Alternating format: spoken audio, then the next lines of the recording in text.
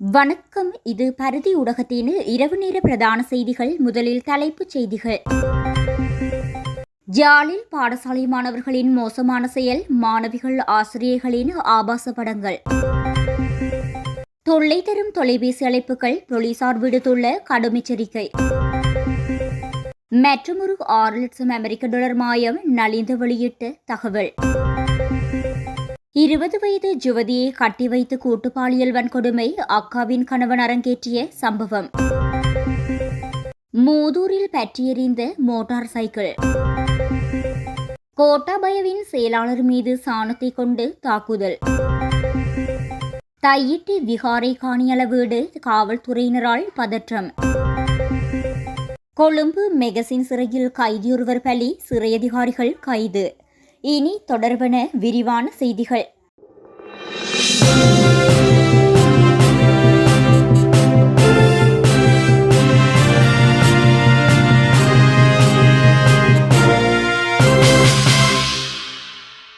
சக பாடசாலை மாணவிகள் மற்றும் ஆசிரியர்களின் புகைப்படங்களை செயற்கை நுண்ணறிவு தொழில்நுட்பத்தை பயன்படுத்தி ஆபாசமாக சித்தரித்து அவற்றை சமூக ஊடகங்கள் வாயிலாக பகிர்ந்த குற்றச்சாட்டில் 3 மாணவர்கள் கைது செய்யப்பட்டுள்ளனர். யாழ்ப்பாணம் உடுத்துறை பகுதியில் உள்ள பாடசாலையொன்றில் கல்வி கற்று தற்போது சாதாரண தர பயிற்சி எழுதிய 6 மாணவர்கள் இச்செயலில் ஈடுபட்டுள்ளதாக பாடசாலை அதிபரினால் மருதகிணி போலீஸ் நிலையத்தில் முறைப்பாடு செய்யப்பட்டுள்ளது. இதன்போது வழக்கை விசாரித்த நீதவான் பொன்னுத்துறை கிருஷாந்தன் மாணவர்களை புதன்கிழமை வரை அச்சுவெளி பகுதியில் உள்ள சான்று பெற்ற நன்னடத்தை பாடசாலையில் தடுத்து வைக்குமாறு சிறைச்சாலை அதிகாரிகளுக்கு கட்டளையிட்டார். இந்த சம்பவத்துடன் தொடர்புடைய ஏனைய 3 சந்தேக நபர்களையும் கைது செய்ய வேண்டியுள்ளதாக போலீசார் நீதவானின் கவனத்திற்கு கொண்டு வந்தனர். இது தொடர்பான மேலதிக விசாரணைகளை மருதங்கணி போலீசார் முன்னெடுத்து வருகின்றனர். இலங்கை தொலைத்தொடர்பு சட்டத்தின் கீழ் உள்ள விதிகளை வலுப்படுத்த இலங்கை போலீஸ் திணைக்களம் அறிவித்துள்ளது.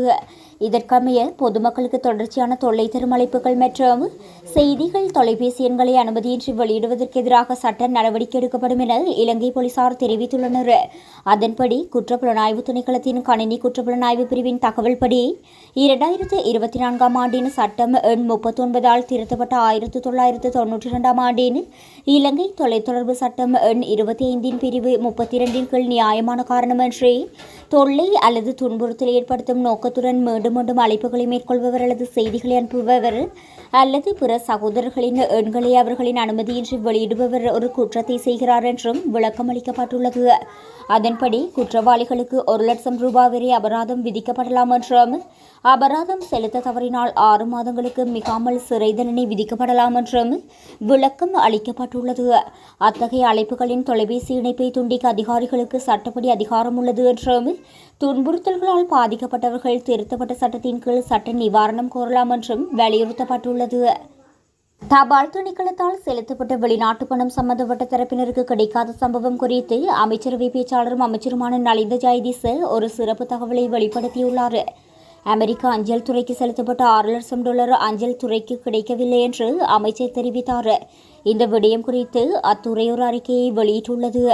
அது எவ்வாறு நிகழ்ந்தது என்பது தொடர்பில் அஞ்சல் திணைக்களம் மற்றும் குற்றவியல் புலனாய்வு திணைக்களத்தால் விசாரணை ஒன்று தொடங்கப்பட்டுள்ளது என்றும் குறிப்பிட்டுள்ளார். 2014 ஆண்டு காலி கவரடுவ பெதின்னொருவ கிராமத்தில் 20 வயது பெண்ணை வலுக்கட்டாயமாக பாலியல் வன்கொடுமை செய்த வழக்கில் தந்தை மற்றும் மகனுக்கு கடும் காவல் தண்டனையும் அபராதமும் விதித்து காலி உயர்நீதிமன்ற நீதிபதி பூர்ணிமா பரணகம தீர்ப்பளித்தார். முதல் குற்றவாளியான மகனுக்கு பெரிதொரு கொலை முயற்சி வழக்கில் ஏற்கனவே 2 ஆண்டுகள் ஒத்திவைக்கப்பட்ட சிறை தண்டனை விதிக்கப்பட்டிருந்தது. அத்தோடு பாதிக்கப்பட்ட பெண்ணுக்கு 5 லட்சம் இழப்பீடு வழங்கவும் அவருக்கு உத்தரவிடப்பட்டது. 2வது குற்றவாளியான தந்தைக்கு 15 ஆண்டுகள் சிறை தண்டனையும் 10,000 ரூபாய் அபராதமும் விதிக்கப்பட்டதுடன் பாதிக்கப்பட்ட பெண்ணுக்கு 5 லட்சம் ரூபாய் இழப்பீடு வழங்கவும் அவருக்கு உத்தரவிடப்பட்டது. அபராதத்தை செலுத்த தவறினால் அவருக்கு மேலும் 2 மாத சிறை தண்டனையும், இழப்பீட்டை செலுத்த தவறினால் மேலும் 6 மாத சிறை தண்டனையும் விதிக்கப்படும். 2014 ஆண்டு மே 1 முதல் 31 தேதிக்குள் ஹபரடுவ போலீஸ் பிரிவுக்குட்பட்ட பெதின்னொருவ கிராமத்தில் 20 இளம்பெண்ணின் கைகளையும் கால்களையும் கட்டி கொலை மிரட்டல் விடுத்து பின்னர் அவரை கூட்டு பாலியல் வன்புணர்வு செய்ததாக அப்போது 38 வயதான மகனும் 64 வயதான தந்தையும் காலி உயர் நீதிமன்றத்தில் குற்றம் சாட்டப்பட்டனர். முதல் குற்றவாளி பாதிக்கப்பட்ட பெண்ணின் 3வது சகோதரியின் கணவனாவார். 2வது குற்றவாளி அவரது தந்தையாவார். அவர்கள் அருகருகேயுள்ள 2 வீடுகளில் வசித்து வருகின்றனர். அவர் கடைக்கு சென்ற பொருட்களை வாங்கி வந்து தங்கள் வீட்டில் உள்ள மேஜையின் மீது வைத்துள்ளார். இதன்போது முதல் குற்றவாளி வந்து அவரது வாயை பொத்தி படுக்கையறைக்கு அவரை இழுத்துச் சென்ற கைகளையும் கட்டி பாலியல் வன்கொடுமை செய்தார். பின்னர் 2வது குற்றவாளியான தந்தையும் அவரை பாலியல் வன்கொடுமை செய்தார். பாதிக்கப்பட்ட பெண்ணுக்கு ஏற்பட்ட பயத்தின் காரணமாக அவர் இந்த சம்பவம் குறித்து யாரிடமும் தெரிவிக்கவில்லை. சம்பவத்தின் பின்னர் யுவதிக்கு 2 மாதங்களாக மாதவிடாய் ஏற்படாததால் தாயார் பத்தேகம பகுதியில் உள்ள ஒரு மருத்துவரிடம் அழைத்து சென்றார். அங்கு நடத்தப்பட்ட சிறுநீர் பரிசோதனையில் அவர் கர்ப்பமாக இருப்பது உறுதி செய்யப்பட்ட போதே சம்பவம் வெளிச்சத்துக்கு வந்துள்ளது.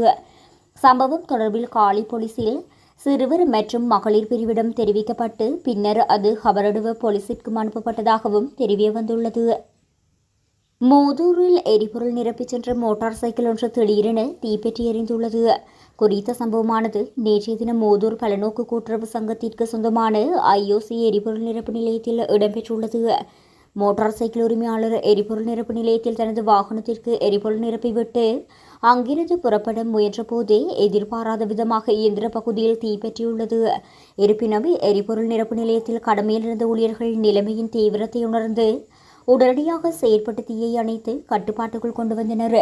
ஊழியர்களின் இந்த வேகமான மற்றும் புத்திசாலித்தனமான செயற்பாட்டினால் எரிபொருள் நிரப்பு நிலையத்தில் ஏற்படவிருந்த பாரிய அனர்த்தம் தவிர்க்கப்பட்டது. ஊழியர்களின் இத்தகைய துரித செயற்பாட்டிற்கு அந்த பகுதி மக்கள் தமது பாராட்டுக்களை தெரிவித்துள்ளனர்.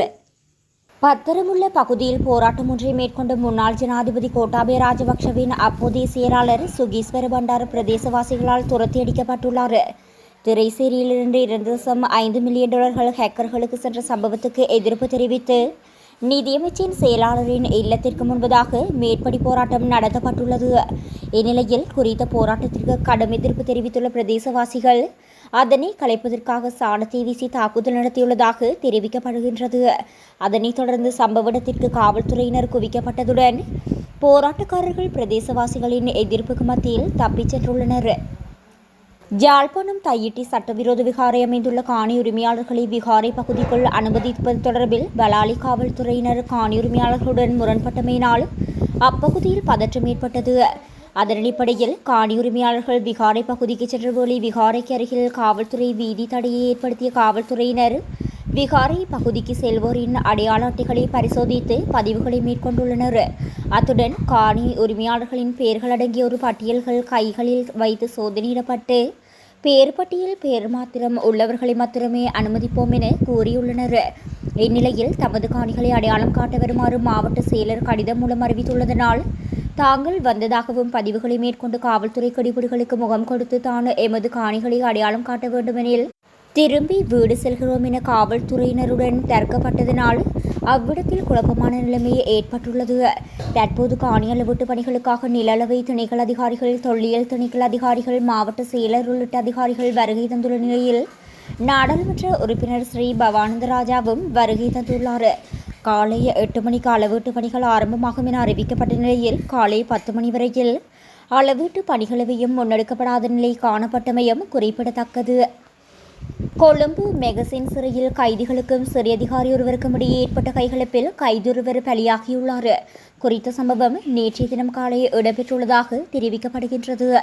இவ்வாறு உயிரிழந்தவர் போதைப்பொருள் குற்றச்சாட்டின் பேரில் கைது செய்யப்பட்டு நீதிமன்ற காவலில் வைக்கப்பட்டிருந்த 37 வயதுடையவர் என சிறைச்சாலைகள் திணைக்களம் தெரிவித்துள்ளது. காயமடைந்த மூவரும் சிறை வைத்தியசாலையில் அனுமதிக்கப்பட்டிருந்த நிலையில் ஒருவர் சிகிச்சை பலனின்றி உயிரிழந்துள்ளார். இவ்வாறு உயிரிழந்தவர் கொழும்பு 14 நவகம்புரத்தைச் சேர்ந்த 37 வயதான நபராவார்.